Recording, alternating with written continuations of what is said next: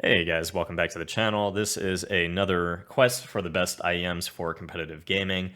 I have the Sennheiser IE300s, I have the Moondrop Variations, and the 7Hz Timeless. The first IEM I want to talk about for gaming purposes are the IE300s, and I want to start with tag shooters. The biggest issue that the IE300 has for tag shooters is there is an absolutely overpowering and aggressive spike in the audio cues that you are using yourself in game. If you're using an ability, if you're shooting an op or you're shooting something loud like a Vandal, the sound is so aggressively elevated that it is almost impossible to pick up any audio cues that are going on simultaneously, which is a very big issue for attack shooters, again, because you need to be able to shoot and still pick up on enemies coming from different directions or things happening around you. You can't just isolate yourself into one engagement and be successful. You have to have a sense of where you are and where all 5 people on the enemy team are, as well as your teammates. And for that reason, the IE300s are a fail for me for Counter-Strike Global Offensive as well as Valorant. The imaging is actually not bad. The elevation, being able to pick up on enemies either above or below you, was a little bit off on the IE300s in my personal opinion. I felt like the imaging as far as where, let's say, somebody was behind a wall as far as distance and direction, I felt the IE300s did okay. I think that for Apex Legends, they also suffer the same issue. I think that enemies and abilities going off at the same time, enemies fighting, third parties going off, fourth parties going off, you shooting.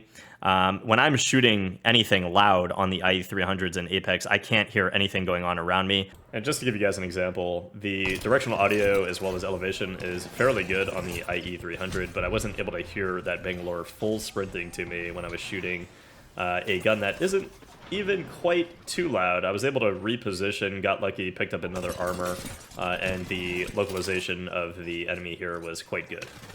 Apex, again, is a game that is flooded with enemies trying to come at you while you are in engagement, and you have to have a sense of perception and where enemies are and how close, so that you have a way of knowing how aggressive you can be with the team that you're already on, or if you need to back out and then re-engage once the enemy teams are fighting each other or, distracted on somebody else while you are kind of healing and recovering and then going back in. The IE300 struggled a little too hard for me to pick up on audio cues when too many things were going on at the same time, and Apex is a game where enemies are pushing you from multiple directions. You need to know when to micromanage your health, push back, and heal when enemies from a different team are trying to push you from a different angle, so that you are prepared to push them off of you and your team to give your teammates time to heal. Here I get a little bit too aggressive, but hopefully the clip is an illustration of my point.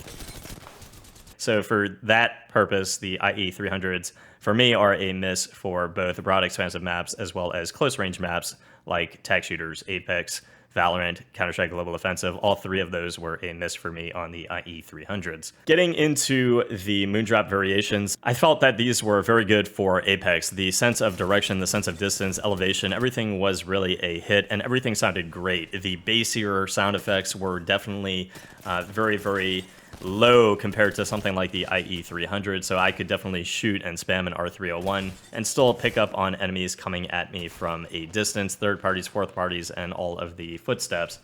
So for Apex Legends, a very, very good IEM.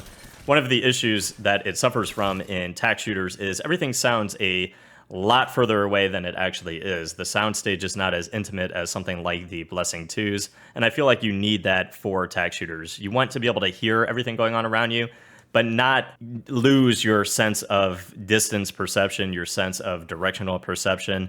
And you definitely do on the variations. Enemies sound a little bit further away. You kind of lose that sense of urgency if somebody is close and about to peek you, and you lose that sense of prediction and crosshair placement as a result. Distance and direction are extremely important when it comes to wall banging and tag shooters for free kills to save rounds, popping out of smoke with crosshair placement already predicted, and when enemies are coming, to know a sense of urgency on when you need to focus on one direction or the other. Having a good sense of perception allows you to focus on the most imminent threat and to feel comfortable and not overwhelmed when enemies are coming at you. Multiple enemies are coming at you at the same time or from different directions. So for tack shooters, the variations were a fail for me. For Apex and broad expansive maps, I actually really did enjoy them. These were my favorite for music, and I will get into why later. But I do want to first talk about the 7 Hz Timeless, which is another IEM that missed the mark for me for both Apex as well as Valorant. And one of the reasons why is the planner drivers do a very poor job at imaging from close distances. So if an enemy was close to me in Valorant, let's say he was right on the other side of the wall, his audio cues almost sounded like they just enveloped me in a sense that, your own personal sound cues on the IE300s do. In the sense that I was unable to pick up the distance, I was unable to pick up the direction of where that enemy was because his sound cues were just in me, basically. And it's just not a very good way to have any prediction whatsoever. And it's just an absolute distraction when you are trying to listen to things from a distance or trying to pick up on other things going on at the same time.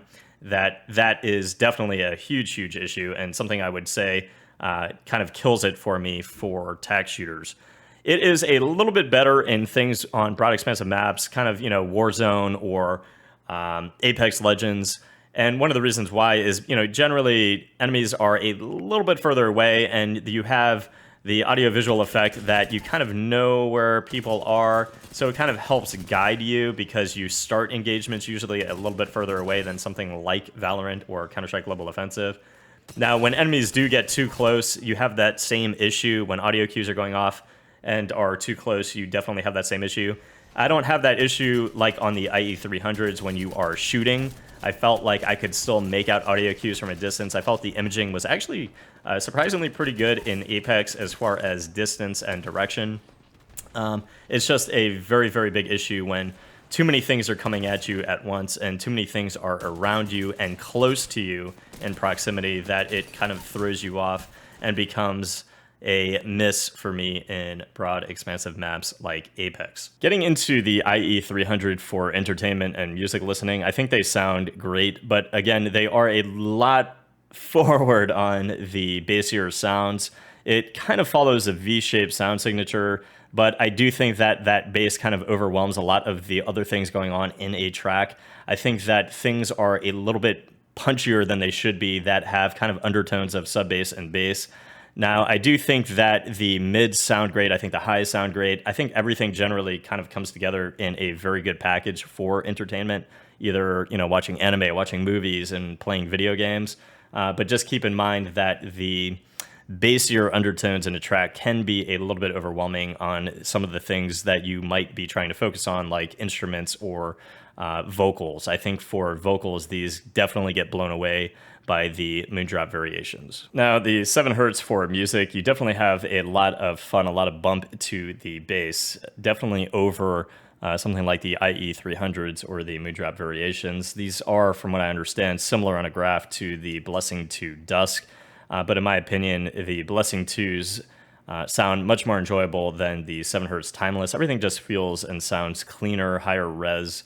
The 7 Hz definitely have a more rumble to the bass. If you're looking for more of a boomy bass, the 7 Hz Timeless definitely provide that over the Blessing 2s. And I think the mids and the highs still stay fairly clean on the Blessing 2s, which is one of the most, probably one of the best features of the 7 Hz Timeless, is that you're getting that fun, you're getting that boom and roll to the bass with those planner drivers, but the mids and the highs are actually still very clean for music listening. Vocals sounded great to me. I thought like vocals would actually kind of be muddled out by the bass, but for me, I think I much more enjoyed these than the IE300s for music listening. And the Moondrop Variations are a tribrid configuration, and what that means is they have a bass driver, a mid-range driver, and a treble driver, both the left and right side. The variations for me are definitely the best for music. I love being able to pick out very clear vocals that just sound extremely sensational.